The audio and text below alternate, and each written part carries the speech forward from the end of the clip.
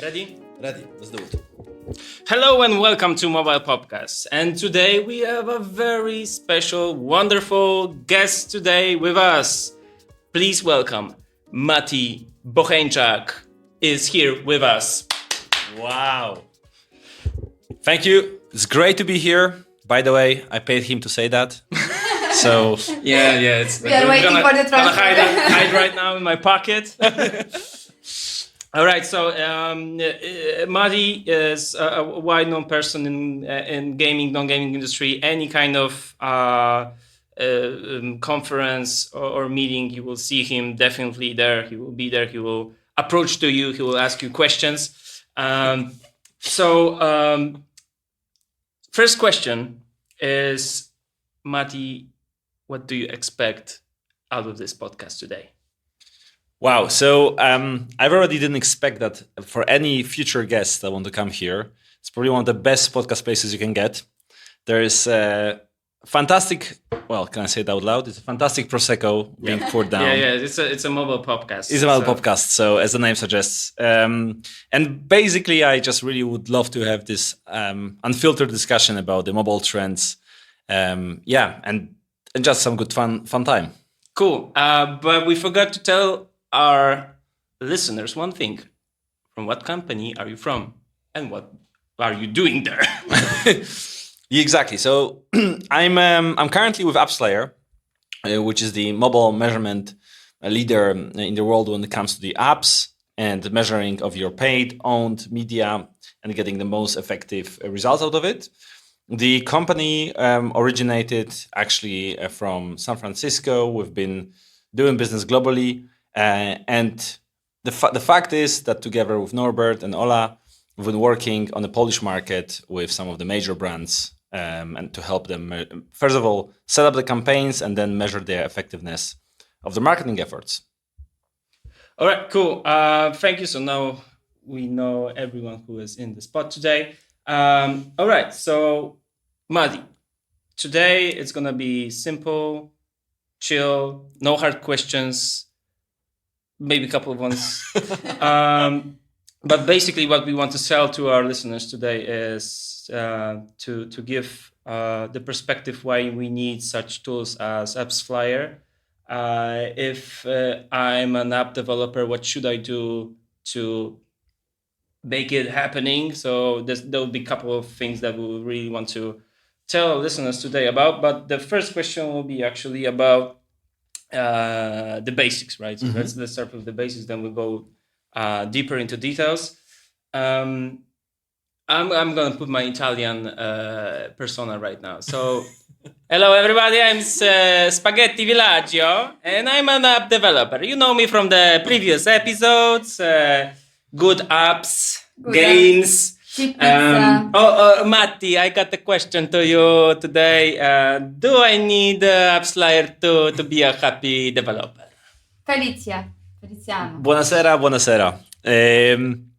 Mr. Sorry, can you repeat that? Spaghetti Villaggio. Spaghetti Villaggio, sorry, it just rolls off the tongue. You're right. Mr. Spaghetti Villaggio, I would say if you are a developer and you are promoting your app, AppsFlyer is a must. And let me tell you why. In a couple of simple sentences and steps. Well, first of all, I think what the main issue is that, and again, anyone AppsFlyer, don't hate me for saying that, but I don't think attribution is sexy per se. It's not like the topic that you want to tell in the Christmas party and you ask what you do. Oh yeah, I do attribution. And But we can make it in Italian way. In the Italian way, well, it went down well in history, so so I would love to see that. But the thing is, it's like this thing that if you neglect, you'll end up in a much worse position. So it's maybe not sexy, but it's extremely important. So in short, let's put it this way: if you have only a certain number of what is your app doing actually? My app is for ordering spaghetti online. Exactly. So you have a fantastic spaghetti. You have different amatriciana, bolognese, and people are ordering. Oh, in yes. bulk. So if you would like to actually know which people are ordering the spaghetti and which is just downloading your app and just not using it at all, AppsFlyer will actually help you to uncover this.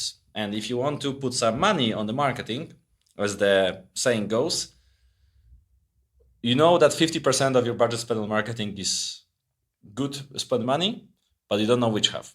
And that's exactly what AppsFlyer is helping you out to. It's like which cup of pizza you want to slice first. Yes. Exactly. The answer is obvious, right? Okay. We don't need to say that here. So if you add AppsFlyer, your familia will be proud of you. Okay. That's the most important. That's the most important. Sorry, Mati. Okay, so now I'm just gonna drop my Italian persona and come back to a real Norbert here. So I'm gonna connect this question and just to give a great advice for Spaghetti Villaggio and other people in the world that they're figuring what to do with attribution. What are the first 5 tips you would tell those people to start measuring their campaigns? Call me. That's very simple.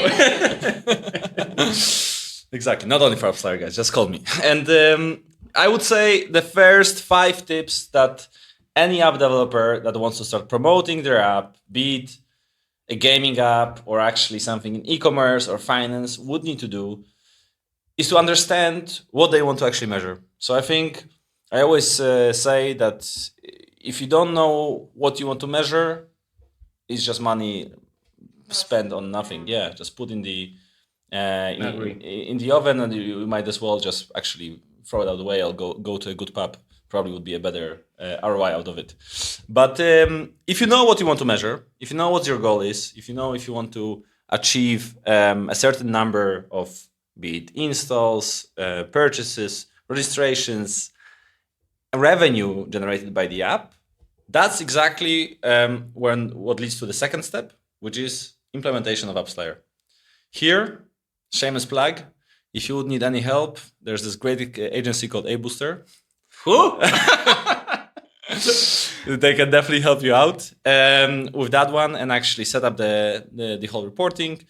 Then, once you have it, it's understanding what is your KPIs, what is your growth. Here we are at AppsFlyer, we are super happy to help you out, not only in terms of the actual apps and campaigns you want to measure, but also trying to navigate in this quite muddy environment of the ad networks, limitations, certifications, and different policies from different platforms. And I will add that integration of AppsFlyer is easy. Like, don't be worried that it's taking like so long time something. It's not. And it's not. It's hard to explain that it's easy to implement, but after we get into actual implementation, it really is. Okay, thank you, Mati, for that. So we are moving on to the next question. So this will be a tricky one.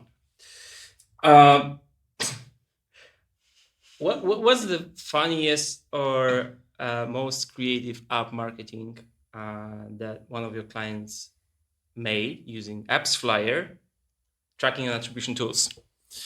Actually, thank you for this question, because that's probably one of my favorite parts of my job, except for meeting with people and discussing their strategies. Fun campaigns. Funny campaigns. Funny campaigns and creative campaigns. I think one of my personal favorites is the company, I'm not sure if I'm entitled to say the name, but during the Super Bowl, they just basically what they did, when it's probably one of the most expensive segments for TV ads, to show them in between for the halftime Super Bowl show, Rihanna on stage, whatsoever. And everyone now is checking it. What was it? Okay, this is great that you're answering this question, because I have follow-up to that. Okay. Then basically what happened is that they just put on the QR code that was bouncing for 15 seconds on the TV. Oh no, I have another one. Thank God. Yeah, I have another one. And that was the mysterious QR code, which led to millions of App Store opens and installs. Nice. And that's what I think is really like great, because usually you would see companies paying millions of dollars just to get their Super Bowl ad, TV ad is perfectly done. And they just showed like a QR code, like in this old kind of DVD. DVD screen. style. Bouncing up the edges. Yes, exactly. With Everybody has nostalgia to that. Yes. That's like, wow. Exactly. So that's definitely one of my favorites. And there were also a couple of other ones. I actually really like the QR codes. And this another company that actually use QR codes, that app that can check your alcohol intake. And they put it right at the men's toilets entrance, which really Only men. So at the pissoirs, exactly. Okay, So, we can see where is the problem. yes. So and that apparently also worked really well. It's a gadget for the urinal in the toilet. Yeah, we have what I've seen. The soccer goals. Yeah, Yes. when you try to hit the ball into the. We have a couple of things. Exactly. Alexandra. Thank you. Funny in the Thank toilet. you for sharing it. We have to, yeah. Have No fun, worries. guys. No worries. Glad you were talking about the Super Bowl, because right now we are going into a memory lane. And the next question will require some of the knowledge about the AppsFlyer history. So hopefully you will know that part. Okay, so the question is, what is the correlation between the actress Kate Uptown and AppsFlyer? I have only wrong answers in my head, but let me think about it. You can shoot whatever question. It's, it's your best guess. My best guess is Kate Uptown was one of the actresses that were used for the ad for a gaming company. Wow, you're awesome! Yes? Yes, That's the right exactly. one. So in 2015, there was an article about the Super Bowl, and 2015, the gaming industry was just kind of developing in terms of spans and stuff like that, attribution.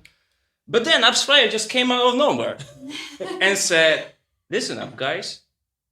You put an ad on TV, and we can measure that." And Oren actually was a spokesperson in that article, showing that it is possible with AppsFlyer to measure TV attribution. But with that, I got a funny thing for you. Do you remember how probably the first version of AppsFlyer dashboard looked like? Okay, so be prepared for amusement situation. This is the AppsFlyer dashboard for 2014-ish, probably. I don't know my exactly date, God. but I remember the dashboard. It was so simple. The life was simple. The dashboard was simple. And yeah, look at the colors, right? The combination of colors. It looks like my high school diploma. It's perfect. Yeah, it's like when you create your first CV for a job. It's something like that. It's like Look at the options on the left side. You got my apps, support, and settings. And that's it, basically. Oh man, we all kind of missed those There's an times. article I can obviously share you about, but there was a great shot. Kate Upton was in Super Bowl ad. She was promoting game, and everybody wondered, is it actually worth spending that kind of money for an ad? That's a great story, Norbert. I think definitely this trend. I remember like this whole discussion. I think it was back then in Google. There was this whole discussion about how you can utilize YouTube more, especially for those ads. And right now, I see that this trend got even localized. I mean, I see people like Doda promoting like Coinmaster. Yeah. There's Magda Gessler as there's well. Magda Gessler as well. I think like, it's not like the well-known US personality, but you can still measure that. And I think anyone up there, if they want to actually, what would be the new hot thing for what's your favorite actor? In Poland. Oh, it's a hard question because like Polish market is not. Cezary Pazura. Cezar Pazura. I think it was many years ago. For foreign listeners, I always say speakers. For foreign listeners, we have actually quite a few actors that are in Hollywood. Yes. Piotr Adamczyk. Joanna Krupa. Joanna Krupa. Krupa. And we have We have Marcin Dorociński. Marcin Dorociński, in Queen's right. Gambit. Yep. Yeah. Use them for your ad campaigns. Yeah, exactly. User-generated content, and we can measure it after. All right, Mati. We have some ups and downs in terms of difficulty of questions. Which difficulty you would choose right now? Easy or difficult? Okay, well, I'm here. I am on my first glass of Prosecco. Almost. Nobody's watching that. We don't still have a video stream, so thanks God we can lie whatever exactly we want. So I'll go for difficult. Why not? All right, difficult. Great. I have a difficult question for you indeed. SCAD network. Okay. Oh. Everybody loves that topic, right? iOS, Unfortunately. scan, things like that. It's just mixing up our thoughts and beliefs on how to develop iOS spans, Right. how to scale on iOS, because we have scan. But scan, for probably 99% of our listeners today, is a verb for scanning like QR codes or something like that. But Agreed. we're talking about different thing. It's SKIN, and it's a framework developed by Apple to prevent extensive uses of privacy data for advertising. So we are here today. We are a couple of years after Scan was introduced. How we can actually use Scan for benefits? How would you describe what is exactly Scan for, like in simple words, for spaghetti villaggio? And there's anything that we should worry for the future? It's like happening iOS doomsday that we'll encounter in terms of data. Fantastic question. I know for most of you, will probably is something you've heard about, but not really developed or delved into. So I'm really happy you asked this question. And let me do a quick FAQ on Scan. So first of all, what is Scan with, as Norbert said, SKAN? In a simple words, is a privacy-centric API operated by Apple. Really important to underline this. This is not us or anyone else in the industry, that Apple's is setting up the rules. And although it's tough, because I think as an industry we were, well, let's call it by the name, we were addicted to user level data, which was good and easy, as Norbert shown before on the first AppsFlyer dashboard. By the way, really worth checking out and to see how far we've come. Couple of more options on the left side. But Yeah, just a couple of the on the drop-down menu. But what really Scan do is it helps the advertisers and app developers to actually measure the ad impression, clicks, campaigns, app installs, and post-install events in the aggregated level. So in the privacy-centric level, we are not saying, we're not measuring if someone didn't consent to that. We are not measuring someone by a specific ID. We look at the aggregates. Now, what does it mean for you in the practical versions? First of all, it means adapting. And I think that's exactly why you should look for some advice and consulting of the companies and people that actually went through that. Because I will lie if I say it's super easy. And it's just like you open the dashboard and you know it, like, oh, okay, yeah, that's pretty clear. Yes. But second of all, I think it's really time to get out of this grieving stage. Like, oh my God, there was a funeral of the user level data, and I can't get myself only up. Aggregated right now. What can I do with that? What can I do with that? Why I'm drinking for 5 days straight and not leaving house? No, it's a new reality. We need to get adapted to that. And funny enough, when actually analyzing the data, we see already companies that are winning with Scan. They're actually sustaining a really good performance, making money with iOS. Please remember that still more than 80% of revenue, at least in the US, is generated on iOS. You can't neglect it. You can't just say, Well, 5% in Poland. So it's almost 10, almost. Oh, it's right? almost 10. Yeah. It's almost 10. Okay. it's Warsaw, Krakow, and Gdańsk. Yeah. And the rest of the Hello to world. everyone. But yeah, so in short, I would say it was an earthquake, but the house is still standing. And actually we are building on top of those fundaments. Yeah, it's kind of amazing, like, that every time you have like some kind of hard situation to measure it, you have companies that are always trying to make it like easier for you. Yeah, because And still you can do it. Yeah, Like whatever problem you have, you can still do it. I agree. I think we adapt. So last thing I want to say about scan, which I think is quite important. It doesn't require us to completely change the way we think, but it requires us to add additional skills. So one thing is super important to add to your marketing tech stack is data modeling, because we have a smaller amount of data. So if you ask me, I think predictions and data modeling will make winners and losers in a couple of Yeah, absolutely. I years. agree on that. Because at some point we just cannot rely on deterministic data. It's we have to just approach with some kind of models that will enable us to understand the whole set of data, but not just digging into every single detail, because it doesn't make any sense and it violates privacy. So I understand that.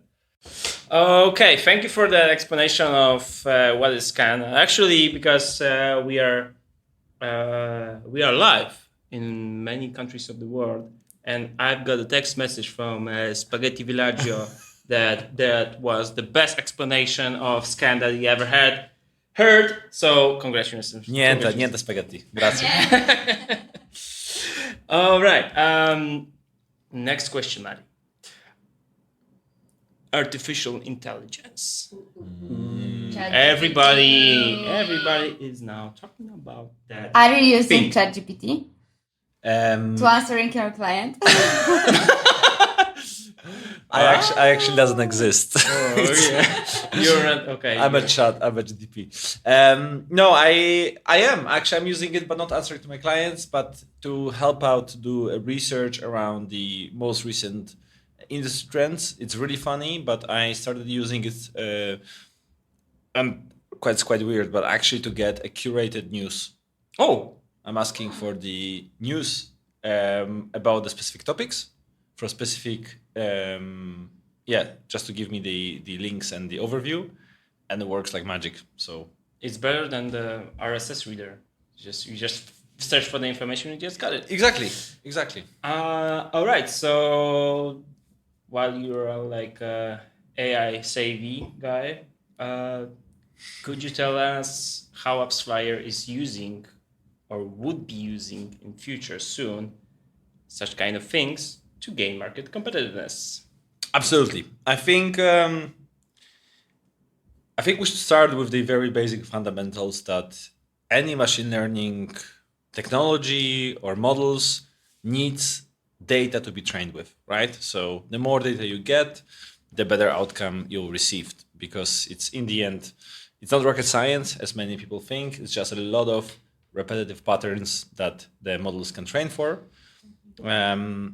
And I think this is where our advantage lays. I mean, as a market leader with 60% of the market share, it's not about just to brag of, we're the biggest, but the fact that we get access to all the data from all the apps helps us to train those models much better. And as we talked about before, I really believe that predictions and what you said, Norbert, is looking at the bigger picture and the general direction rather than nitty-gritty details about the single specific user is the future of the digital marketing. And we already start employing the predictive AI models in two areas. First of all, scan prediction. Mm-hmm. So in actually not more than 3 weeks, there's going to be a massive announcement. So watch waiting for it. Yeah. You're hearing it first. Super cool. So definitely look out for that. And second one that's already being used for a while is actually training our anti-fraud models. Okay, that's important. We talked about frauds and exactly. Fraud is super important. Thank God it's not the number that Norbert said. Yeah, exactly. I was a little bit off of the calculation what's the market of ad frauds, but it was less than I thought. So it was good. Yeah, but it's evolving. So, and that's actually a good note to say. I've heard if anyone is at OMR next week in Hamburg, drop by a fraud evangelist, anti-fraud evangelist. Yeah, sorry, I was Andreas. just worried about for a second. Andreas. Yeah. So Andreas, who will be running a masterclass at OMR about fraud and how to fight it.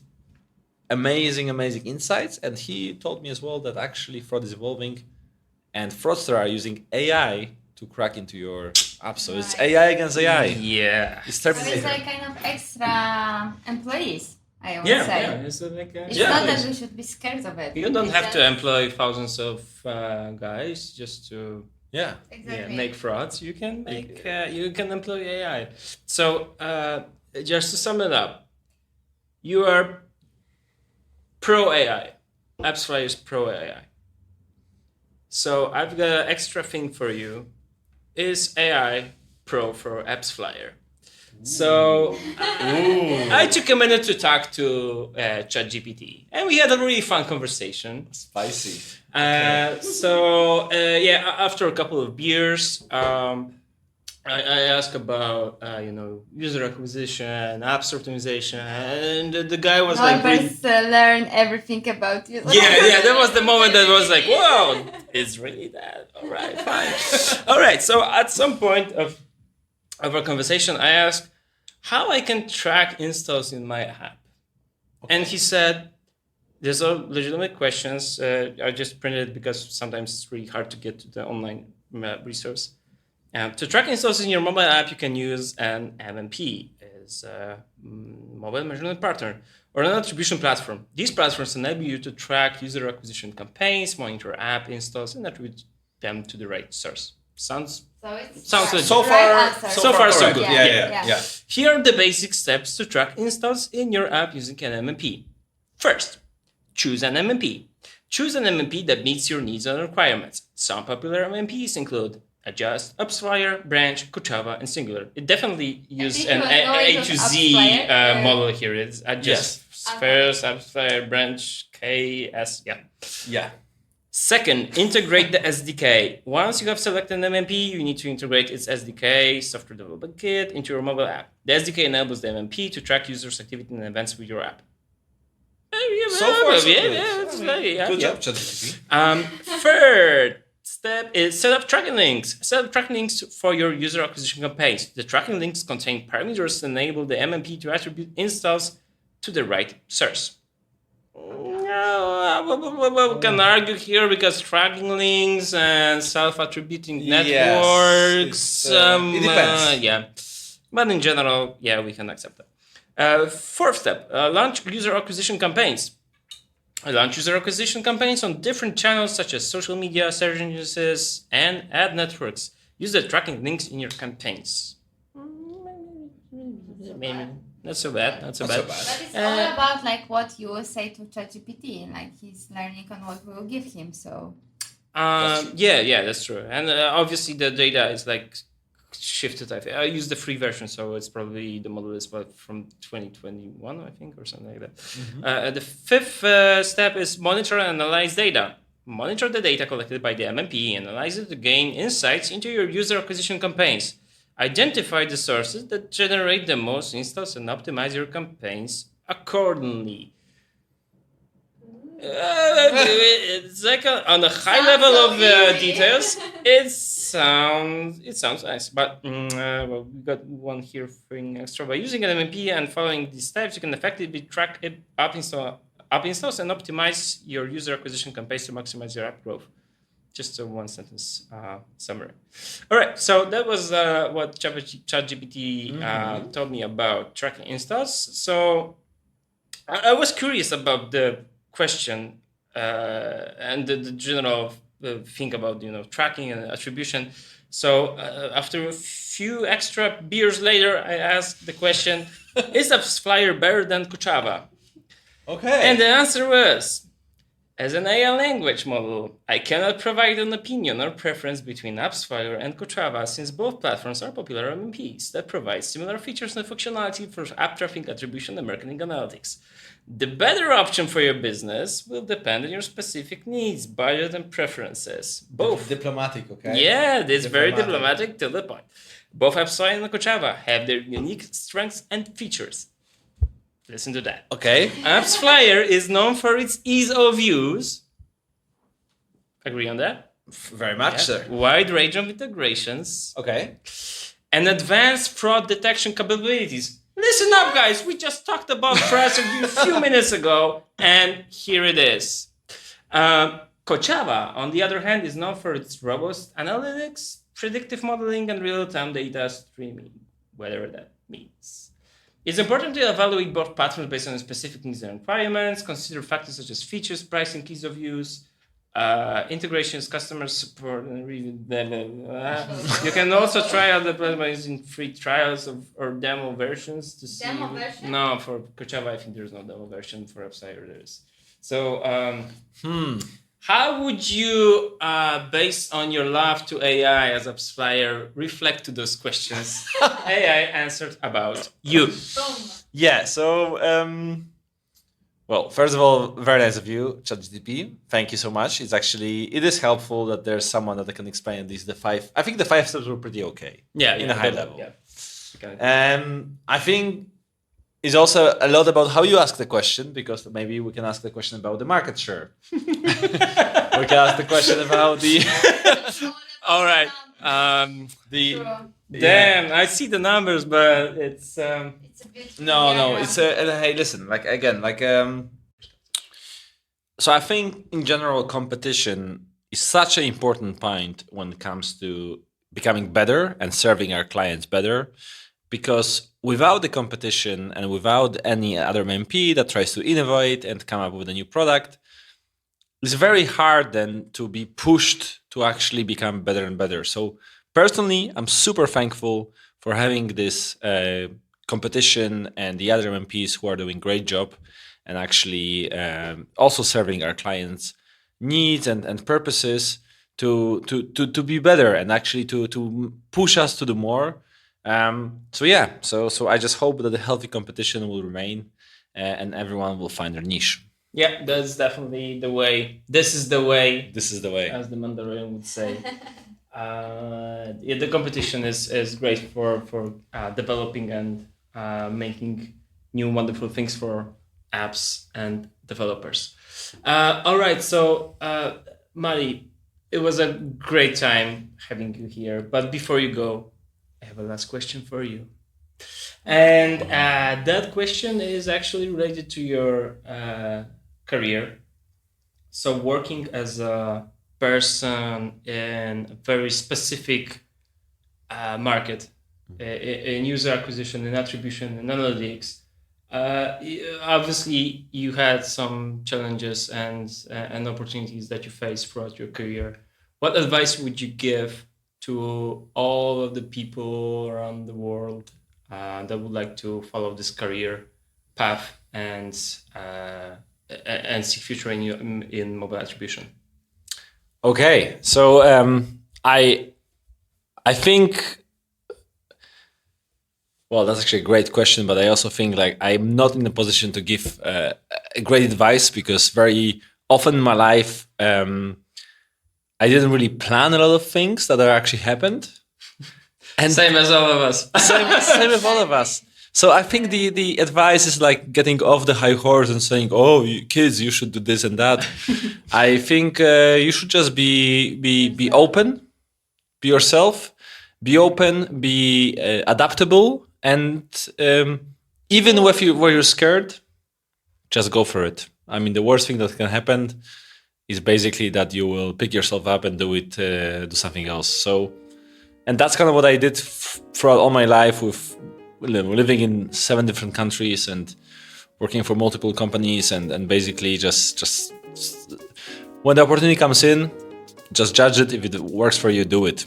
And I think the only advice I would give is that we always regret things that we didn't do rather than things that we did. So That's it.